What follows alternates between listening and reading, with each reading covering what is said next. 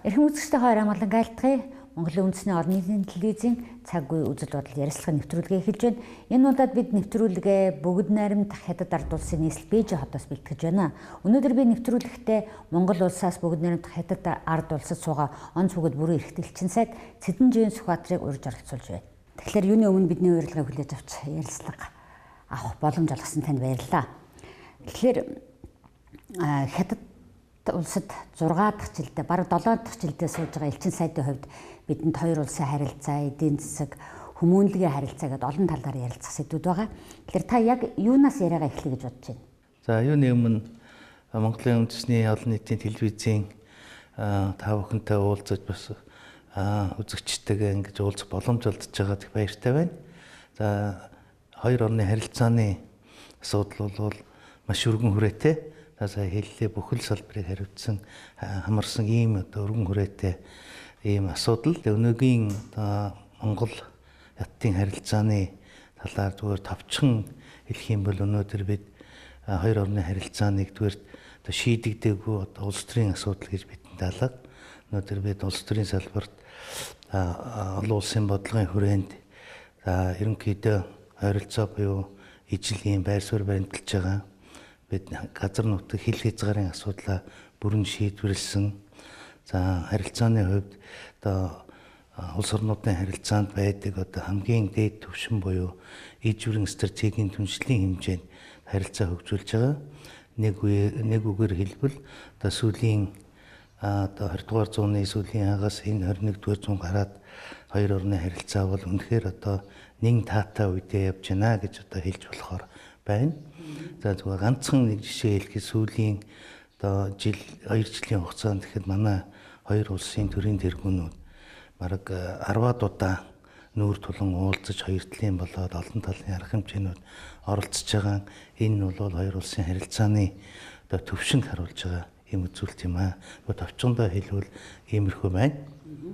За яг элчин сайдын хувьд бол ерөнхийдөө дүгнэхэд бол ийм гэрэл гэгээтэй ирээдүйг харсан сайн сайхан нэг төлөвлөсөн байдалтай байгаа боловч яг үнэндээ бол бид нар ийм том хоёр хөршин дунд дэлхийн эдийн засгийн хоёр том төлөөллийн дунд байна гэж ярьдаг боловч Бөгөд найрамд Хятад ард улстай эхэлж амжилттай хэрэгжүүлж байгаа эдийн засгийн томоохон төслүүд гэхлээр жоохон маруухан талдаа байна уу гэвэл та нартай санал нийлэх үү? Юуны өмнө сүүлийн 10 жилийн хугацаанд бол хоёр орны худалдаа эдийн засгийн ялангуяа хөрөнгө оруулалтын энэ хамтын ажиллагаа бол эрс нэмэгдсэн гэдэгтээ бол бүгд санал нийлэх байх. Ер нь өмнөх жилүүдтэй тэрний 20 жил 30 жил анх харилцаагаа бид дахин хэвийн болгоо дахин хэрэгжүүлж явахтай харьцуулахад үнэхээр асар их том өсрэлт бий болсон нь бол ойлгомжтой. Гэхдээ өнөөдөр Бөгөд найрамд Хятад ард улсын эдийн засгийн хүчин чадал олон улсын давцанд үзүүлж байгаа нөлөө энэ бүхэнтэй харьцуулахад бол энэ том боломжийг манайх өөрийн хөгжилдөө өөрийнхөө эдийн засагта бүрэн дүүрэн ашиглаж чадваа гэвэл бас учир дутагдaltaй байна. Энийг ашиглаад илүү хөгжих боломж байсан уу гэвэл байсан одоо ч байгаа. Ер нь бол яг Хятадын хувьд харахад өнөөдөр манай худалдааны хамгийн том түнш манайд гаднаас орж ирж байгаа хөрөнгө оруулалтын хэмжээгээр Бөгөд найрамд Хятад ард улсын аж ахуйн нэгжүүд компаниуд оруулж байгаа хөрөнгө бол хамгийн том байр суурийг эзэлж байгаа. За энэ эдгээр үзүүлэлтээр харах юм бол их том тоонууд үзүүлэлтүүд байгаа хэдий ч бид яг үнэхээр ард түмний амьдралд бодиттой нөлөөлөх үсээр эдийн засгийн амьдралд бодиттойгоор хүчин нөлөө үзүүлэхээр юм томоохон төслүүдийг хэрэгжүүлж чадсан уу гэвэл бас хэлэхэд хэцүү ийм байдал харагдж байгаа. Бодит байдал бол ингээд зах зугаас нь харахад бол бид ярьж байгаа юм бол их олон байна. За 5 толгойн маш томор дэлхийд гайхдаг юм коксын ордын асуудал хэдэн жил бид ярьлаа. Үүнийг дагаад төмөр замын асуудал жаригдлаа. Тэгээ эндгээр асуудлуудаар тодорхой ахиж гарч чадсангүй энэ олон жил сүүлийн хэдэн жил ялангуяа маш их төвтэй хэрэгжсэн ч энэ асуудлууд төдийлөн амжилттай хэрэгж чадахгүй байна. За энийг бол бодит түүний хүн болгон мэдж байгаа. За энэний шалтгаан нь бол их төлөв манай талдаа байна. Манайхны бодлогын маань залхам чанар алдагдах тийм бодит тооцоон дээр үндэслээд одоо харилцан ашигтай байх энэ зарчмуудыг одоо бариад цаашдаа ингээд ажиллах, тууштай ажиллах энэ талууд дээр дутагдaltaй байгаагаас болоод томоохон төслүүд явж өгөхгүй удаашралтай байна. За цаашдаа бид эрчим хүчний салбарт ялангуяа одоо усан цахилгаан станд барихын чиглэлээр томоохон төслүүд нэлээд идэвхтэй яригдж байгаа. Энэ асуудлууд өмнөх туршлагаас одоо сургамж аваад энэ амжилттай хэрэгжих байх гэж их найдаж байгаа. За мөн бас нүүрснийхээ асар их нөөцийг ашиглаад Шивэовогийн томоохон цахилгаан станцын асуудлыг бас яригдж байгаа. Гэхдээ эдгээр асуудлууд том хөрөнгө оруулалт шаардлагдан хугацаа орно. За энэ хугацаанд нь янз бүрийн байдлаар одоо өөрчлөгдөхгүй залгамж нараа хадгалаад ингээ явбал ийм эдгээр томоохон төслүүд хэрэгжих юм бол ихээхэн одоо эдийн засагт маань асар их дэм болсон цаашд одоо манай эдийн засгийн хөгжлийн олон жил авч явах ийм том төслүүд маа гэж одоо харагдаж байгаа. Ердөө одоо бид нарыг энэ хятад ард улсад ажиллаж явж явах хугацаанд хүртэл хятадын засгийн газар чи Австралитай нэг том гэрээ хийчихвэ дээ. Тэгэхээр яагаад чин тэртээ тэргүй дэлхийн нүүрснээс татгалзаж байна. Хятад одоо гангийн хэрэглээг эрс бууруулж ийн энэ төр гэдэг маань бидний нөгөө дэлхийд гайхтаад байгаа таван толгой маань үр ашиггүй болж өнгөрөхнүүдэ гэдэг бас нэг тийм болгоомжлол харамсалч юм шиг юм төрөх гээд байна. Энэ юу нь ямар байдалтай байх вэ? Ер нь манай улс бол одоо нүүрснийхээ энэ одоо нөөц энэ баялаг байгаагаараа бол дэлхийд их том тэргүүлэх юм байртай маш их нөөцтэй ийм улс юм. Одоо нүүрснийхээ баялагийг бид одоо хэдий зөв ашиглах одоо боломж одоо нэгдсэн бэ гэвэл энэ одоо 3-4 жилийн өмнө эд одоо дэлхий дээр одоо байгалийн баялаг тэр тусмаа энэ нүүрс болоод бусад энэ төрлийн баялагууд асар их хүнд хүрж исэн. Энэ үед нь бид одоо их хэмжээгээр одоо ашиглах боломж гаргаж өгсөн бол овоо хоримтлал бий болох байж үдэ гэж харагддаг. Эдийн засаг бол асар том. Эдний одоо эрчим хүчний хэрэгцээний одоо дийлэнх хувийг бол мэдээж нүүрснээс гарч байгаа эрчим хүчээр хангаж байгаа. Хэдийгээр нүүрсний хэрэглээг багасгаж байгаа ч гэсэн эднийд бол нүүрсийг ашиглах цаашдын одоо эдийн засгийн энэ том машиныг одоо хэвийн ажилуулахын тулд нүүрс төмрийн хэрэгцээ бол байсаар байна. За одоогийн энэ нөхцөлд өнөөдөр эднийд нөгөө илүүдэл маш их бий болцсон, хоримтлал одоо бий болчиход ийм учраас бол одоо энэ хэрэглээ бол багассан. Тэндээс үндэслээд энэ одоо түүх хийдүүдийн үнэ маань доогуур байгаа нь бол одоо бодит байдал юм. Тэгээ энэ бас ойрын 1-2 жилдээ бас хэрэгхээр тийм эрс хэрэг тийм боломж харагдахгүй байна. Ер нь бол одоогийн хятадын засгийн газраас барьж байгаа бодлого бусад олон улсад барьж байгаа бодлогыг харахад бол нүүрсээс одоо бусад төрлийн бүтээгдэхүүн гаргах, жишээлбэл хий, байгалийн хий, эсвэл одоо шингэн түлш гаргах байдлаар ашиглах энэ бол илүү ирээдүйтэй гэдэг нь одоо онцлогдож байна. Энэгээр маш их технологи бий болж байна. Энэ технологи нь хөгжиж явсаар удахгүй одоо нефттэй өрсөлдөх ч юм уу нефтээс хямдар гарах ийм боломжууд бүрднэ. Тэгэхээр зэрэг нүүрсний хэрэглээ бол одоо бүр мөс алга болчихгүй ирээдүйн бол байгаа гэдэгт бол би итгэдэг. Тэгэхээр зэрэг бидний хамтын ажиллагааныхаа хэлбэрийг зөв болж за тэрэндээ тууштай явж ингэж хэлсэн ирсэн зүйлээ одоо хатуу баримталж тохирсон одоо гэрээ хэлцээрүүдээ тууштай хэрэгжүүлэх юм бол бид энэ их нүүрснээсээ бид ашиг олж ард түмэндээ одоо хүртэх эдийн засгийн сэргээх боломж бол гарна гэдэгт бол эргэлзэхгүй байна. Таны яриан дотор одоо гаргасан шийдвэрийн залгамж халааг хангах өөрөөр хэлэх юм бол тууштай төлбөртэй байх тухай үг өгүүлбэрүүд нэлээд орчоод байна л да. Тэгэхээр энэнийг ингээ бодохоор эн чинь тодорхой нэг хэсэг бүлэг хүмүүст л хариалагдаад байна л да. Төлбөргүй байгаа, залгамж чанараа алдаад байгаа гэдэг нь энэ улс төрчдөө.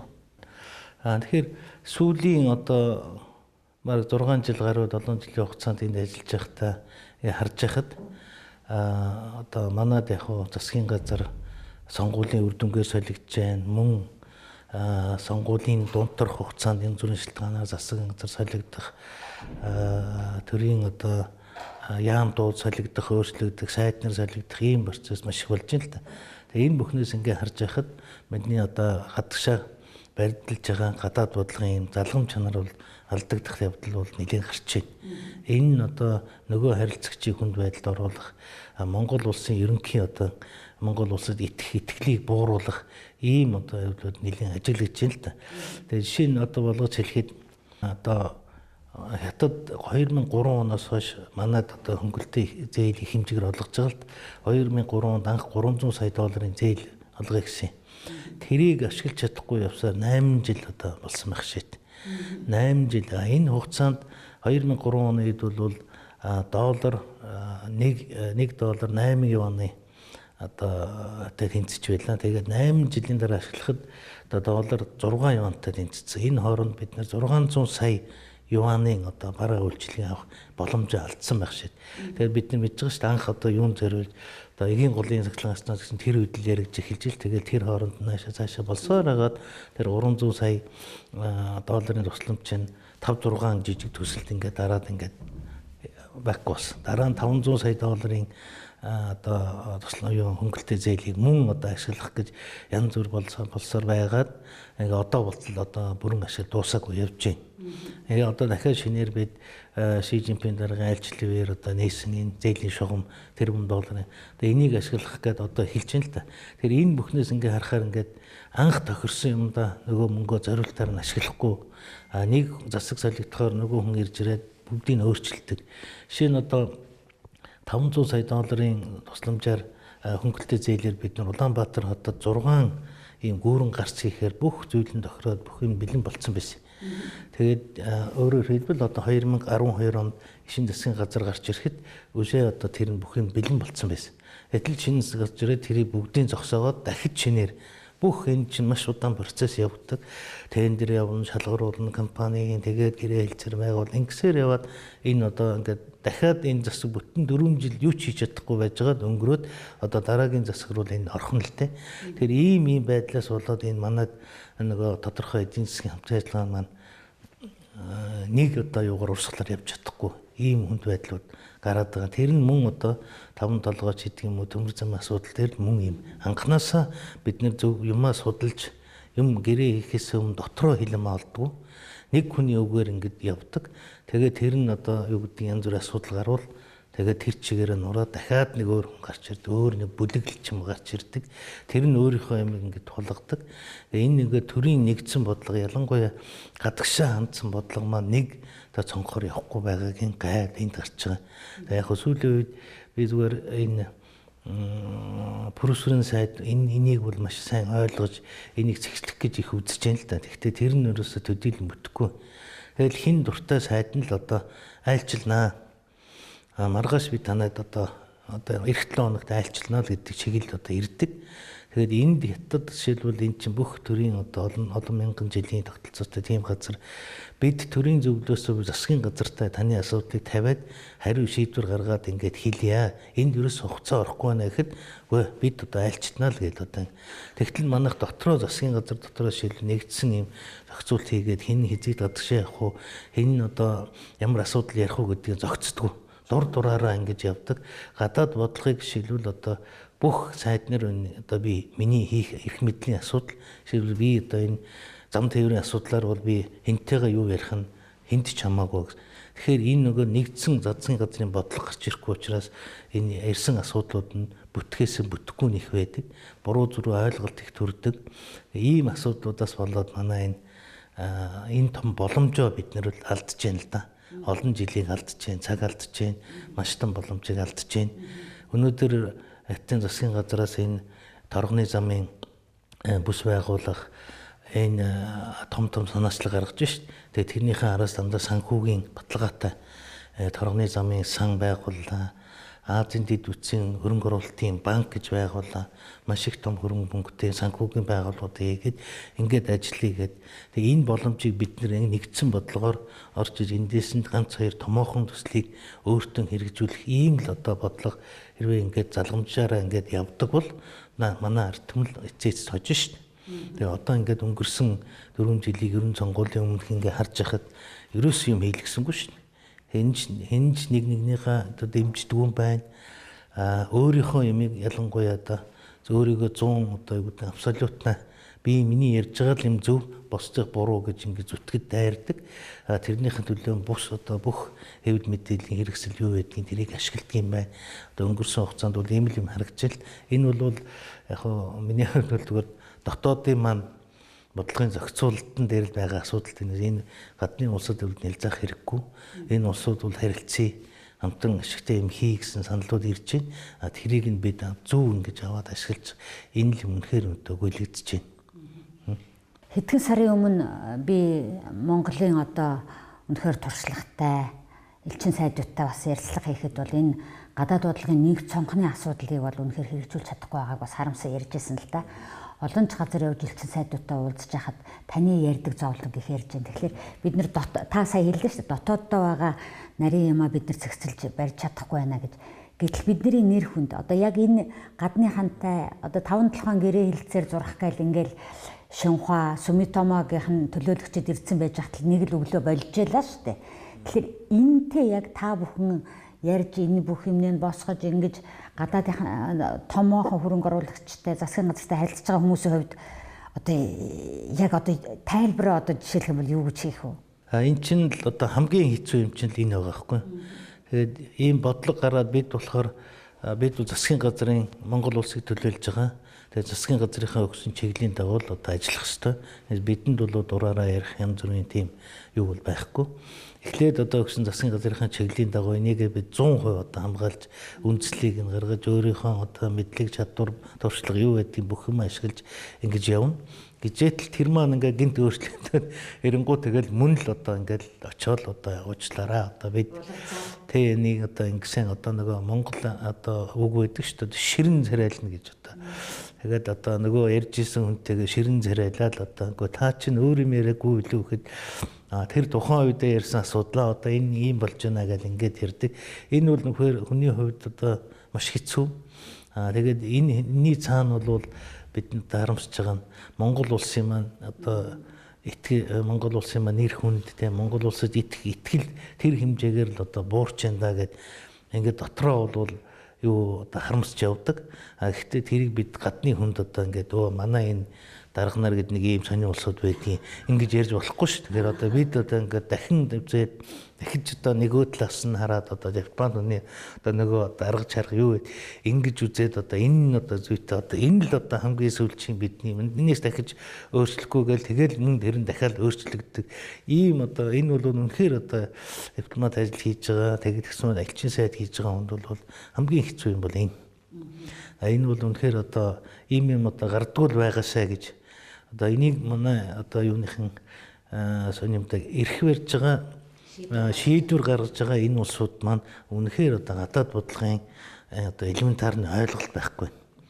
Энэ гадаад бодлого энэ дэлхийн ертөнц ямар зарчмаар энэ үйл ажиллагаагаа явдаг энэ олон 200-аад улс чинь хоорондоо яаж харьцдаг эднэрийн дунд чинь бас тодорхой хууль тодорхой зарчим тэгээд мораль гэж юм байна. Одоо нэр хүндээ ингэсэн ийм юмыг бол манай одоо гарч ирж байгаа улс төрчид бол ерөөсөө авч хэлцдэг. Гэл тэр юм хаамааш өнөөдөр би ингэж явнаа л гэд ингэж тулгадаг нэг ийм юм бол одоо маш их байна. Энэнийг одоо улс төрд орж байгаа энэ шинээр одоо гарч ирж байгаа залуучууд энэ шинээр одоо гарч ирж байгаа эрх мэдэлд очиж байгаа энэ улсууд бол одоо хичээл заалганахад хайшинт үнэхээр энийг мэддэг баймаар энэ ядахтай ийм элементарны юм соёлтой болмоор одоо байна л гэж харагддаг. Тэгэхээр бид нар сая манай сурвалжлах баг шинжээний худалдааны чөлөөт бүс дээр очиж зураг авч сурвалжлах хийгээд ирлээ л дээ. Тэгээд эдийн засгийн худалдааны чөлөөт бүс байна гэдэг тэнд хөрөнгө оруулж байгаа тэнд жижигхэн ч гэсэн кофе шоп ажиллуулах гэж эхэлж байгаа хүнд ямар их боломж байгааг бид нар тэндээс харлаа л да.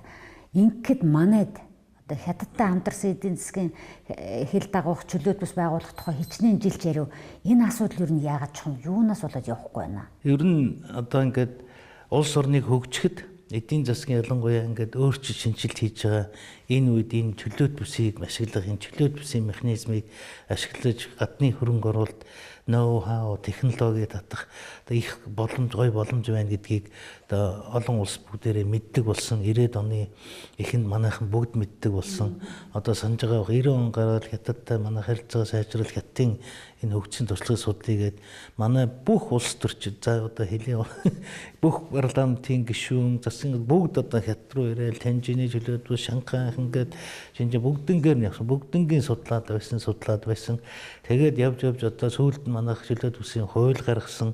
Ингээд одоо анхны туршилтын замын үед ирээнийг түшиглээд одоо чөлөөт ус байгуулъя гэх. Тэгээд ингээд байгуулах хэрэг зэрэг эцсийн одоо юун дээр шийдвэр гарч өгдөг.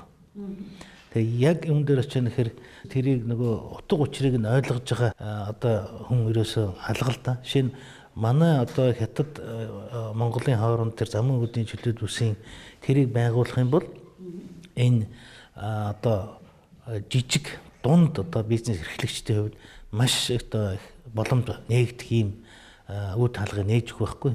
Тэн дээр чөлөөт бус байгуулад энэ дөрвөд оюутлын үйлдвэрүүд ч юм уу янз бүрийн жижигхэн электроникийн одоо угсардаг үйлдвэрүүд ингээ янз бүрийн байгуулад ингэх юм бол бид энэ их бүтээгдэхүүнийг Европын зах зээл, Японы зах зээл гаргахын сайхан боломжууд байна шүү. Тэгэхээр тэрийг нь гаргаж өгөхгүй, тэрийг нь шийдэж өгдөг. Энийний цаана юу байдаг бол бие бүр гардахтаа энэ хувийнхын эрх аш бүрдэж өгдөг. Шийдвэр гаргаж байгаа энэ асуудал шийдэж байгаа хүн өөрийнхөө ингээ хувийн ашгийг ингэж энд нь оруулах гэж тэр нь орж ирэхгүй болохоор энийг аль болохоор ингэж хойш нь даардаг, мардаг. Нэг хэсэг энэ асуудал нэлээд яваад тэнд казино байгуулах асуудал яригадаад тэгэнгүүт бүгдээрээ хуулираа тэрлүү дайрчижсэн. Тэр замын хөдөл казино байгуулан тэр чөлөөт ус гэдэг нэрийн дор тэрлүүл бүгдээрээ хуулир дайрал тэгсэн мөртлөө тэр асуудал шийдэхгүй явсаар өдийг хүрч байгаа. Тэгэхээр одоо ингээд хятадын туршлагыг харахад Казахстан дээр хоргос гэдэг их маш том хил дээр юм чөлөөт ус байгуулсан хил дамсан гэж байгаа. Тэр нь яг хилдээ тулгаад хоёр талаасаа газар гаргаад дундаа нэг хаалга хийгээл тэгэл тэр бүс дотор орсон бие биендээ нөгөө виз авахгүйгээр ингээд чөлөөтэй орж гараад явна гэсэн үг байхгүй. Тэгээд тэрэнд нь тодорхой хэмжээнд татварын хөнгөлт үзүүлнэ. 10,000 юаны хэмжээний бараа одоо авч ороод чөлөөт бус дотроо бараа бүтээгдэхүүн хийгээ зарж борлуулад тэр хэмжээний барааг эндээс аваад нутаг руугаа буцааж орно. Энийг нь чөлөөл татвараа чөлөөл нь илүү гарсныгаа бол номынхан дагуу татвараа төлөөд орно гэсэн. Ерөөсөл хамгийн энгийн тооцоо тэр байхгүй.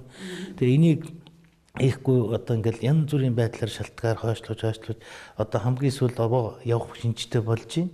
Гэхдээ нөгөө манай одоо алдартай ухаантай улс төрчид хил дамсан гэдэг үгэн дээр нь саад тавиад одоо манай чөлөөт үсгийг хятадын тал нөгөө газар нутгийн аль дээр гаргацсан шүү. Тэгээ тэрэндээ дид бүтцээ хийж гисэн хилдээ тулгаад газараа гаргацсан. Чи хилийн шугам мууганд ямар ч өөрчлөлт гарахгүй. Хамгаалтын юмд ямар ч нөлөө үзүүлэхгүй. Хил дээрээ зөвхөн хаалга гаргаад энэгээр хилийн бүчлээд төсөж байгаа улсууд хоёр тал руу орж арах асуудал байна. Тэрийг л зөвшөөрөхгүй байсаар хагаад өдий хөргсөн одоо манайх хилээсээ дотгошоо 2 км-ийн зайтай юм газар ингэж хэлж байгаа. Тэр нь одоо ингээд замаар ингэж холбогдож ирж очих юм байна л та. Тэгээ эн чинь дахиад риск биш болгож байгаа. Тэр 2 км-ийн дунд тэр өнгө хүн явж очих чинь бөөн асуудал мөнгө төгөр унаа малаас ахсуулаад ингээд ийм одоо хөндрүүлсэн байдлаар дандаа энэ асуудлыг манайх хойш тавьдаг ийм л юм явсаар байгаа л үдий төрж байна л та.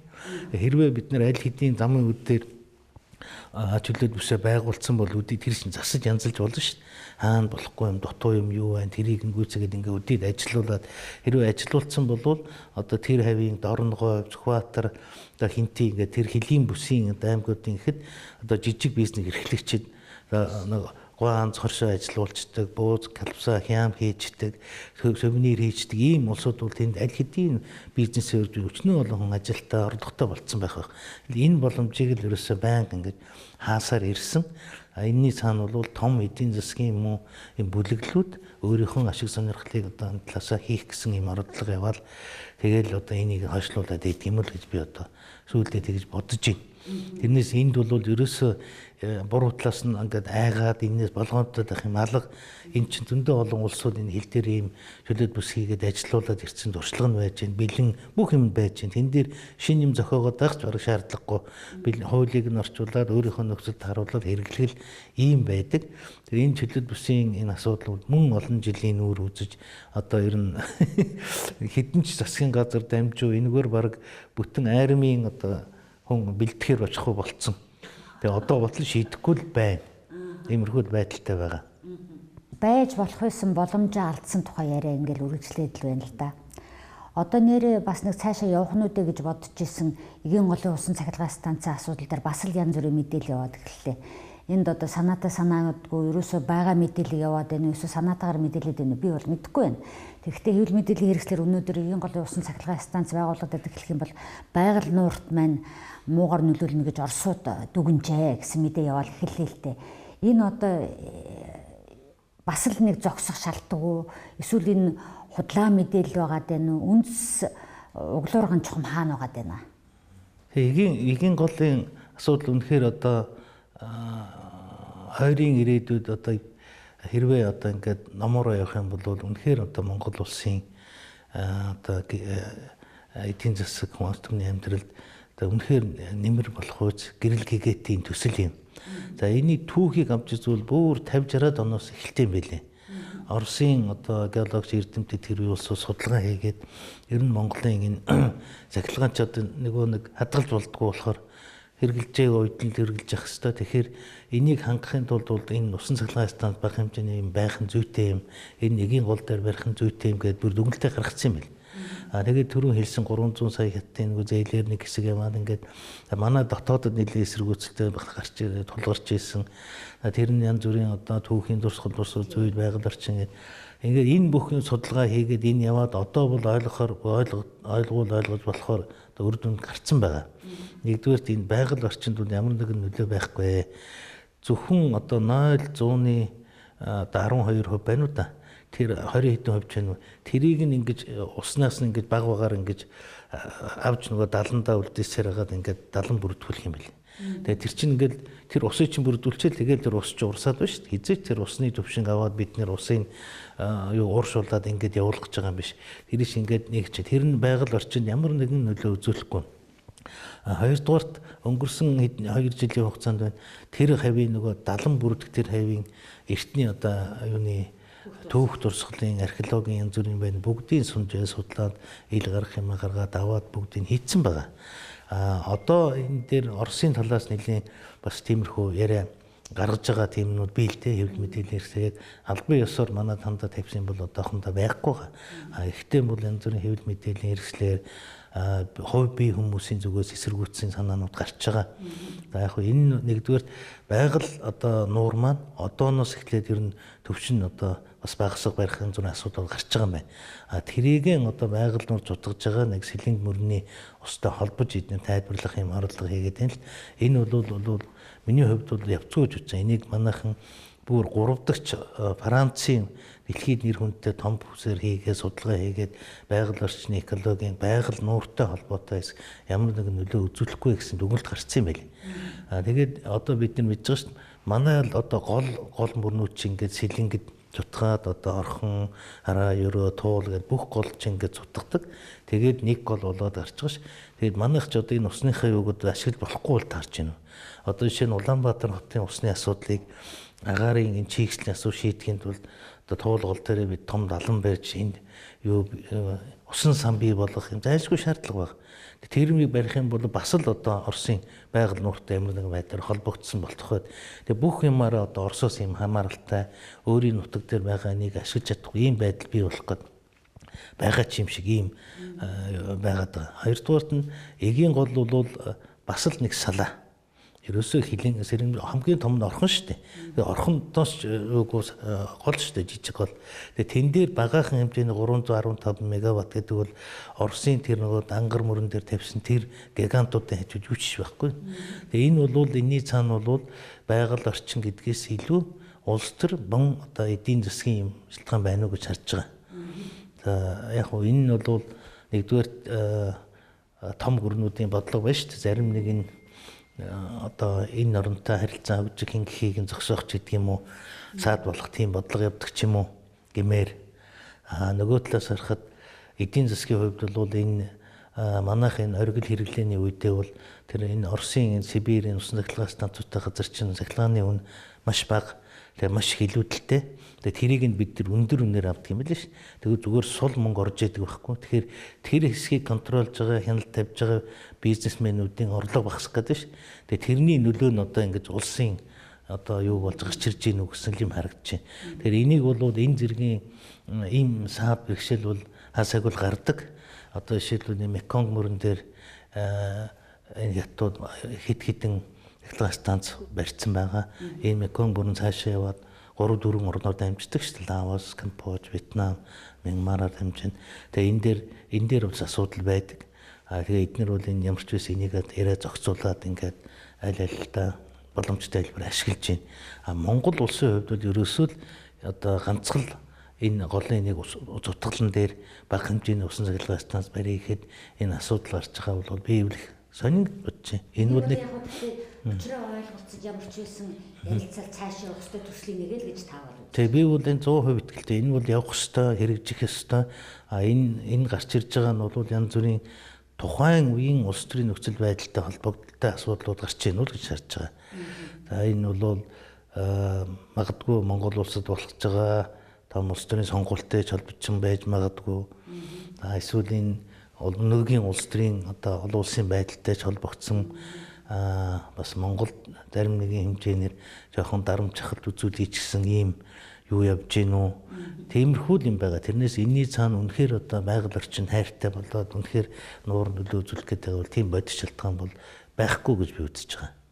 Тэгээ энэ төсөл бол явах бах. Энийг хэрэгжүүлэхийн тулд бид нэлээд бас одоо яриа хэлцээ хийх, хүмүүстэй ярилцах, ойлголцох асуудал байх шиг байна. Тэгээ энэ төсөл явах юм бол үнэхээр одоо Монгол улсад ингээд дэлхийн газрын зургийг ингээд хараад усан цахилгаан станцууд ингээд барьсан газрыг харахад яг манай Монголыг тойрсон тэр одоо хэсгэл одоо сав цагаан бус нь бүх газар барьсан байгаа. Тэ. За эдийн засгийн том төслүүдээсээ жоохоо холдоод одоо хоёулаа Хятад Монголын хүмүүс хоорондын харилцааны тухай жоохоо орё гэж бодож байна. Тэгэхээр жилдээ бараг сая гаруй хүн одоо давхарцсан тоогоорлол гэж хэлдэг баг та тийм ээ. Орж гарч яадаг энэ том хөршин маань бид нар ч одоо баяр наадмаа тэмдэглэх болохоор олнаашаа ярддаг жижигхэн дэлгүүр ажиллуулж байгаа нь зочид буудлууд юу л байдгүй бараа бүтээгдэхүүн авах гэж наашаа ярддаг ийм бийжиж монголчуудад одоо нэг тийм нэг хардангуй хандах нэг тийм хандлага байгаад идэг. Энийг одоо бид нар өөрсдөөсөө хайх хэрэгтэй бас л нэг шалтгаан энд байна уу? Та юу гэж бодож байна дипломат хүний хувьд? Сүүлийн жилүүдэд ер нь одоо наашаа зорчиж байгаа хүмүүсийн тоо ер нь буурахгүй байна л да. Сая гаруй энэ жилийн сая 400 мянга бараг хүрж байгаа тийм тоо гарч байна. Яг дийлэнх нь манай иргэд явж байгаа. Тэгээ энийг дагаад олон иргэн гэж зорчиж байгаатай холбогдуулаад одоо гэмт хэрэгт холбогдох, гэмт хэргийн золиос болох, тэгэл аваар осод орох гэх янз бүрийн асуудал бол өөр нь байнга л гарч байгаа л да. Тэгээд яг өнөөдрийн байдлаар албан ёсны тоогоор 80 орчим хүн ял эдэлж байгаа. Хонконг, Макаог ороод за бараг 80 орчим хүн бас мөрдөн байцах шатанд ингээд хэрэгтэй ороод явж байгаа. Монголд бол хамгийн дээгүүр л. За энэ яг бусад орнуудтай харьцуулбал ер нь хамгийн дээгүүр тоон байгаа л да. Ийм олноороо ингэж одоо яаж байгаа газар бол арай ховор байдаг. Энэ Хятад бол үнэхээр том чорон тэгээд олон хүн зорчж байгаа утгаараа энэ тоон бол тийм том байд. Тэгээ яг түрүүний ярьсан юутай холбогдоод хэлэхэд эдгээр одоо манайхан их одоо олон шалтгаанаар зогсож байна л да. За бизнесийн шалтгаанаар явж байна. Маш их хүн эрүүл мэндийн шалтгаанаар эмчт үзүүлэх, эмчилгээ онцлогоо хийлгэх энэ юугаар бол маш их олон хүн ирж байгаа. Тэгээд сурч боловсрох энэ чиглэлээр одоо хамгийн олон оюутан гадаадд сурж байгаа олон оюун сурж байгаа улс бол Хятад одоо гарч ирсэн шүү дээ. 8000 гаруй оюутан одоо хятадын янз бүрийн хотуудаас оролцож байгаа. Тэгээд хэдийгээр одоо харилцаа хүмүүнлэгийн хоорондын харилцаа юм өргөн байгаа ч гэсэн бас яг нэг үеэлгээд бас Хятад гэхээр зэрэг тийм үл итгэх, хардах тийм юм бол манай зохиох төвшөнд бол байсаар байна. За хэдэн жилийн өмнө бүр энэ тодорхой ийм бүлэглүүд хэм одоо тийм байгууллага энэ төр гарч ирээд янз бүрийн хэдийн эсрэг одоо үйл ажиллагаа явуулах тийм ээ хэдийн бизнесийн эсрэг янз бүрийн одоо үйлдэл гаргах ийм асуудлууд нэлээд гардаг байсан. Харин тийм зүйлсийн одоо нэг 2 жил бол гайгүй болж байна. Гэтэл одоо улс төрийн төвшөнд нэлээд дээгүүр төвшинг Хятад одоо үл итгэсэн Хятадаас болгоомжлсон энэ бол байсаар байдаг. Одоо бид мэдж байгаа ш. Сонгуул болгоноор л одоо зарим нэгийг одоо гаттын ирлийз хаттын одоо юу гэдгийг ингэдэг ийм тийм харах үл тийм болохоор л ингээд эдний бодлогыг хэрэгжүүлэх чинь гэсэн ийм том одоо нэлээд өндөр одоо боловсралтай нэлээд одоо нэртэй бол улс төрчид бие биенийгээ ингэх юм одоо энэ нэг улс төрийн тэмцлийнх нэг арга бүр нэг юм хэрэгсэл болсон маягтай. Тэгээ яг хөө энийг бид бас нэлээд ярьдаг л да. Эдний одоо урд нь гадаад харилцааны сайд байсан Янжичи гэдэг хүн байсан. Одоо төрийн төвлийн гишүүн болоод ийшээ явцсан. Тэр хүнтэй би нэг оройн зоогон дээр Батболд ерөнхий сайд Бензеба хоёрын оройн зоогонд хамт суугаад тэгэхээр тэр хүн энэ асуудлаа надад их асуусалтай. Тэгээ яг бид нэр зүгээр тайлбарж өгсөлтөө ярина. Яг нөгөө хүйтэн дайны үед 60-аад он ингээд 70-аад оны энэ үед чинь одоо маш хэцүү байлаа ш. Тэр үед чинь өдөр болгон маш хүчтэй юм сурталчилга хулгай явж исэн. Тэгээд одоо хятад гэдэг улс одоо манайхыг дайрах гэж байна, булан ажиллах гэж байна. Ер нь өөрийнхөө хэсэг гэж үздэг. Танаач бас иймэрхүү юмнууд бол цохолцож байгаа. Тэр бол юу биш, нууц биш. Ингээд энэ тэр үеийн одоо ийм психологи бол одоо байна. Тэр үед төрж исэн, өсөж исэн тэр улсууд чинь одоо ингээд төрийн ялмал нэлийн одоо чухал алдандаг үргээ очицгоосон байна. Тэгээ тэр нь одоо ботл ингээ нөлөөдөд идэх юм гэсэн юм байдлаар ярьсан л да. Ярилцж ирсэн. Тэгээ тэр нь одоо ер нь бодоод байхад тиймэрхүү байдал бол байна. Мэдээж жижиг орны хувьд тийм ээ цөөн амтай Монгол хүнд болгоомжил байх ёстой. Энэ чинь тэрбум 300 сая хүн тэгээ энэ том оронтой байгаад бид өөрийнхөө одоо уг үндсийн цэвэр байлгах соёл юугаан одоо авч явах энэ байх ёстой. Энэ тодорхой хэмжээтэй байх ёстой. Энэ хэмжээнээс хэтэрч юм болгоно л одоо ингэж орох бол тэр утгаа алдаж байгаа. Тэр нь харин эсрэг Монголыг одоо эрсдэлд оруулж байгаа тусгаар тогтнолд аюул учруулах ийм юм руу түлхсэн алхам болоод ирдэг ийм л одоо аюултай. Яг энэ юу явандаа бол гайгүй болох бах. Тэр нь өнөөдөр бол энэ том зах зээл энэ том оронтой харилцааг гэвэл манай хүмүүс мэдлэгтэй, чадвартай, боловсралтай байж, ухаантай байж бид энэ зэрэгцэж явж эдний энэ боломжийг ашиглана. Тэрнээс ямар ч боловсралгүй ийм сонин улсууд эх оронч гэдэг ганцхан өвтэй. Тэгээ буу барай тэр одоо юунусээр одоо айлгас үрдүүлээд байвал энэ бол улс орондоо хор хүрэж байгаагаас өөр илүү юм болохгүй. Ийм бодолтой байдаг. Яг энэтэй холбогдуулаад та түрүү ярианд дурлалаа. Олон монгол иргэн энд ял эдэлж мөрдөн байцаалтанд мөрдөгдөж байгаа тухай ингээд ярихаар сэтгүүлчид танаас голдвол тэрийг асуудаг. Ялтай яаж солилцож ийн гэж асуудаг баг тийм ээ. Гэтэ сүүлийн үед бол энэ төрлийн мэдээлэл ер нь хэвлэл мэдээллийн хэрэгслэр өөрсдийнхөө болгоомжгүй гинэн сэрэггүй байдлаасаа болоод хар тамхины янз бүрийн тийм асуудалд хар тамхи тээгч гэдэг үлээ тийм ээ болоод ингэчээд яваад байгаа. Энэ асуудлыг ер нь мэдээллийн хэрэгслүүд энэний сэргийлэх ажил тусалж чадж гин үү? Энэ асуудал бол одоо манай одоо хэвлэл мэдээллийн хамгийн түрүүнд асуудаг юм одоо маш их анхаарч явдаг асуудал сэтгүүлтэй. Түрүүн би тавьж дурдчлаа нэг тодорхой ингээд нэг 100-аад орчим хүн ингээд эмтэрт холбогдож ялж шана гэдэг зарим нь ингээд хугацаанд тусаа судлагдаад ингээд тоон байнга өөрчлөгдөж идэг. Тэгээд ийм байдаг. Зүгээр энэ бүтцийн ингээд юунд холбогдоод байна гэдээ харахаар зэрэг 2-3 жилийн өмнө бол хар тамхины хэрэгт маш ихээр одоо олноороо холбогдож ирсэн. За нийгмийг цочроосон маш хүнд ялтай ийм асуудлуудад оролцсон бидний бүгдээрээ мэдж байгаа сони хэвлэлч маш их гарсан. Тэгээд ер нь энд бол 50 граммаас дээш хар тамхи бид авч явах юм бол цаазын ялтай. 50 граммаас доош бол яг өөрөө хэрэглэх гэж чинь бусд зарж одоо байх гэсэн зорилгогүй гэж үздэг. Тэгээ ял нь болоод хөнгөрдөг ийм л хуультай газар л. Тэгээ тэр үед одоо мэдээлэл хомс болоод гэдэг юм уу ашиг орлого одоо амархан олчихно гэсэн үүднээс ч юм уу нэг хэсэг гэхдээ бас тийм зохион байгуулалттай группууд ажиллаж исэн юм байлээ. Тэгээ Монголоос энэ хүмүүсийг янз бүрийн байдлаар зар өгөх байдлаар олж аваад тэгээд тусгай одоо Малайзад болцоо аваач хэд хоног сургалт хийгээд байлгаад тэгээд тэрэнд нь одоо залгих барих одоо янз бүрийн юм сургаад тэгээд ингээд манай иргэд бол олноороо одоо баригдчихсэн. Тэр нь манайхан тэр өөрснөө хэрэгжилж байгаадаа биш. Эсвэл өөрснөө тэрийг зараад ашиг олоод байгаадаа биш. Зөвхөн тэр ашиг олж байгаа бүлэглүүдийн дунд одоо зөөгчөөр, тээвэрлэгчээр ашиглуулж исэн. Энэ нэгэд их одоо өндөр ашиг олдог юм гэхээр үгүй. Нэг удаагийн энэ залгилтаар нэг 700 граммаас дээш за их мундаг нэг кг гарan харт аймаг ингэ залгийдэг юм биш хотод. Тэгээд тэрийг тээж онгоцоор авцраад тэгээд нэг удаагийн явалтад нэг 2000 орчим доллар одг юм да. Судалгаагаар нэг тийм. Тэгээд тэрний төлөө ингээд одоо амьдрал гэр бүрээ золиослоод ингээ яваад одоо хохирсон улсууд нэлээд байна. Өнөөдөр энэ одоо төв хэтийн нут дээр 34 хүн харт амхны хэрэгтээр ял ажиллаж байгаа шүү дээ. Шинэ нэлээд 10-аад нь цаазын ялтай. Тэгээ цаазын ял харин одоо энэ дээр манай ерөнхийлөгчийн зүгээс нэлээд анхаарал хандуулаад энэ дээр одоо сурталчилгаа хэвлэл мэдээлэл ихнэж маш их айх үүрэг гүйцэтгсэн. Энэ асуудлыг одоо хүмүүс өргөж хорхол бодлын тайлд маш их юм хийсэн л дээ. Тэрний түнд одоо сүүлийн 2 жил хагасын хугацаанд нэг ч юм хэрэг гараагүй. Тэгээд тэр нөгөө дамдин гэж хүнээс эхэлсэн л дээ. Тэгээд тэр хүнийг нөгөө цаазаар авах ялтай байсныг ерөнхийлөгч өөрийн биеэр одоо захидал бичсэн шүү дээ.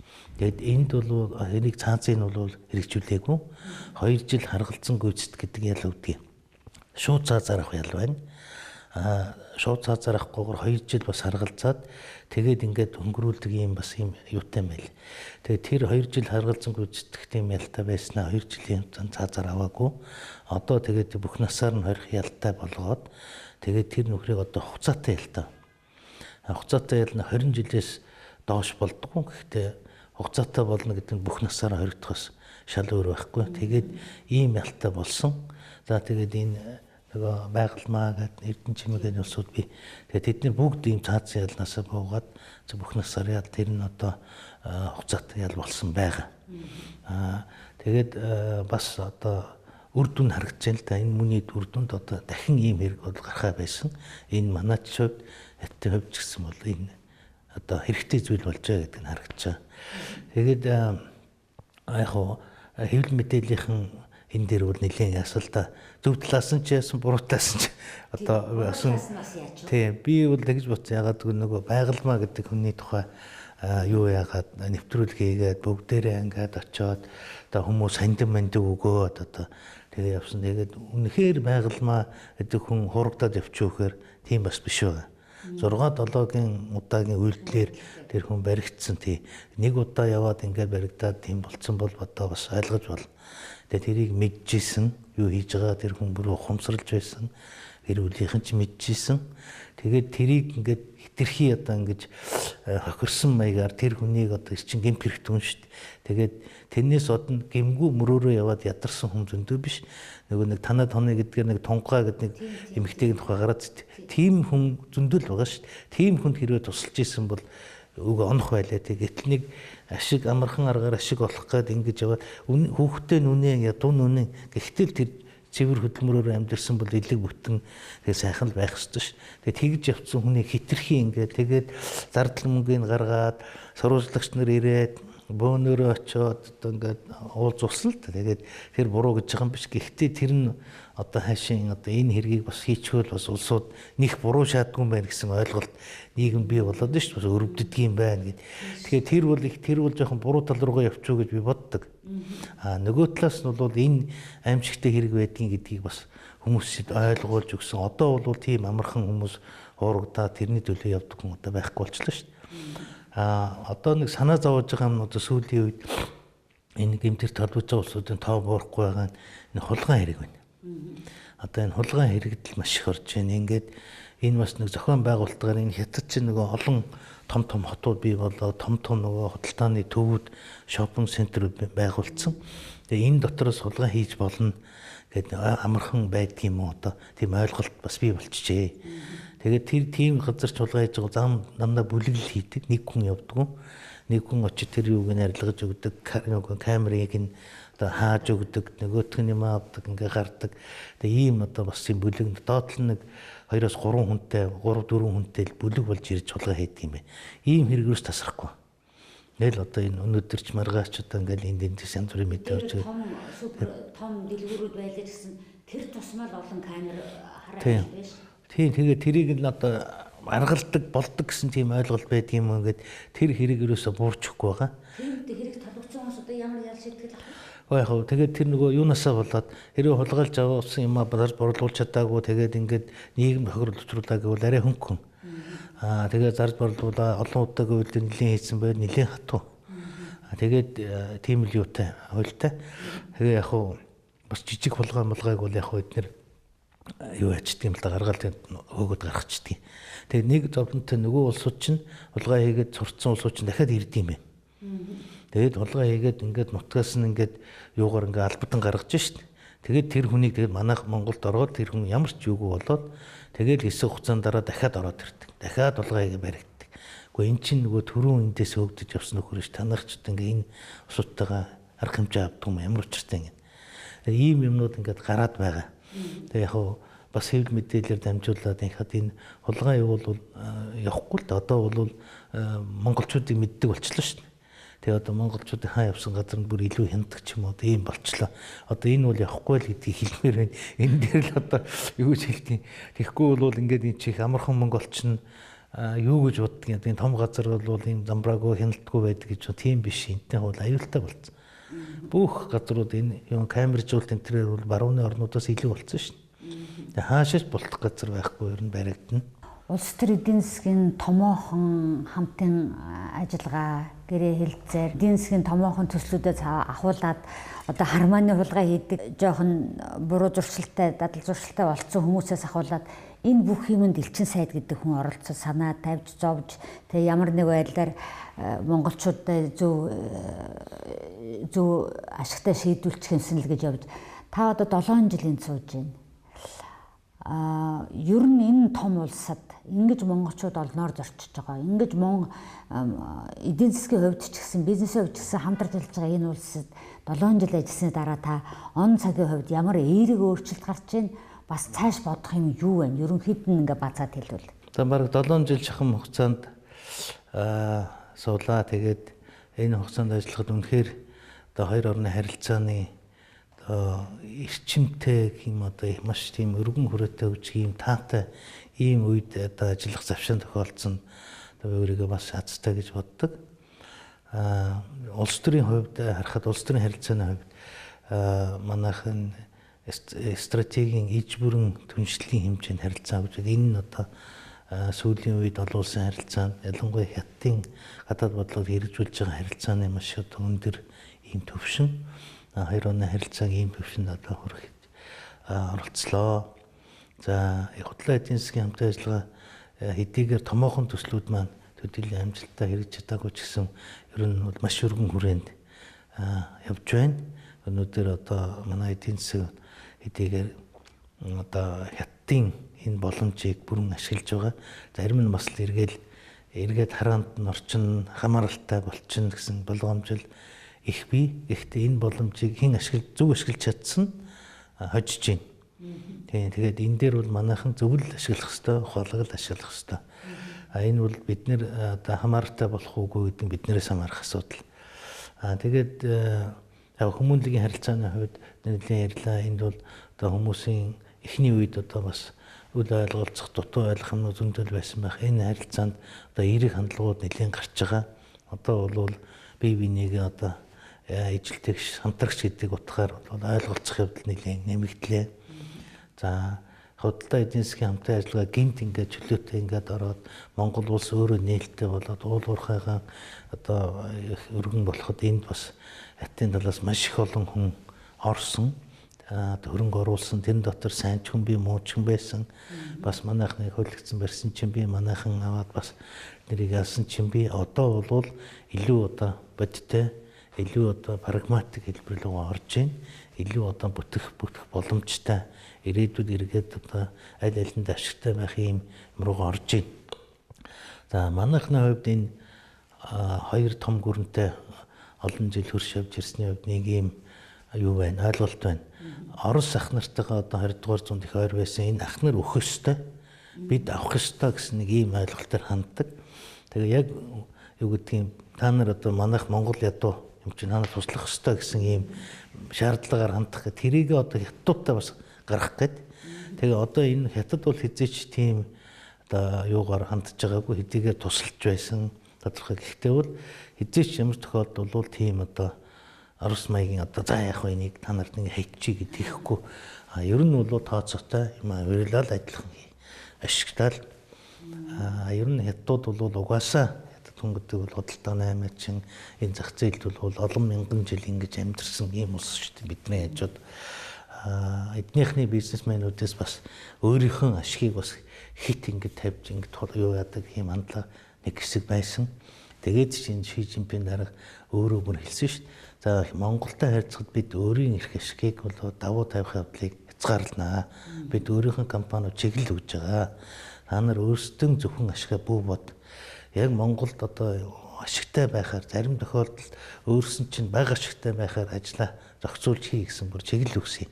Тэгээ ингээд энэний дүнд бол бас одоо харилцсан одоо 8 альц сурж ийн л да. Бие биенийг мэдэрч байна. Одоо ингэж л ажлууд бид одоо бизнес маань хамт ажиллагаа маань явах юмаа гэсэн ийм эерэг ойлголтууд одоо бий болж байна. Энээс хойш одоо хамт ажиллагаа маань энэ хит ингэсэн унсан ийм одоо өсөлт уналттай ийм байхгүй илүү одоо тогтвортой ингэж өсөх хандлагаар явах болов гэсэн ийм одоо ихтгэл үнэмшил бий болж байна. Тэгээд ерөнхий энэ 7 жилийн хугацаанд дүнгээр нь авахар зэрэг одоо манай гадаад бодлогын чинь зарим сайд нар мөнгөөр хэмжинэ гэдэг шүү дээ. Яг миний хувьд зүгээр хэлэхэд миний юм гэж юу байх вэ? Монгол улсын энэ одоо хоёр улсын хамт ажиллагааг харахад энэ 300 сая 500 сая тэрбум гэдэг тэрбум 800 сая энэ одоо хөнгөлөлтөй зээлийн энэ асуудлыг бас зохицуулахад одоо өөрийнхөө бас өчүүхэн хувь нэмэр оролцуулж явлаа. Тэгээ энэ бүхэн одоо ингээд энэ зээлийн ашиглалт бол ерөнхийдөө ингэж явах юм байна гэдгийг аль талдан ойлгодог боллоо. Энэ одоо их чухал юм аа.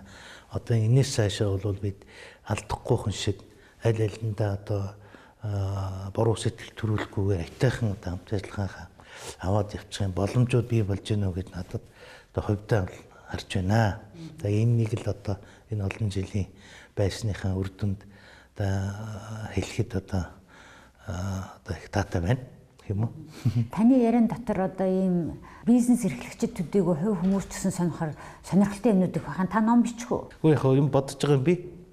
Тэгээ яг ер нь бол энэ харилцааг бол зөвхөн одоо ингээд албан ёсны зүйлээр нэг харах тийм ээ. Эсвэл цэвэр бизнесийн ашигаар харах нэг өөр. Зүгээр бас яг хүмүүсийн хооронд ч гэдэг юм уу гадны хөндлөнгийнүүдээс ч юм дипломатуудээс ч юм ингэж харсан юм байх нь зүйтэй юм уу гэж би бодож байгаа. Тэгээ тэр нь аль алиндаа хэрэгтэй байх цаашид нөгөө хамтарч ажиллахад нь ирээдүйн залуучууд бас анханасаа зөв одоо ажилд сурахт нь хэрэгтэй болов гэж бодож байгаа юм би.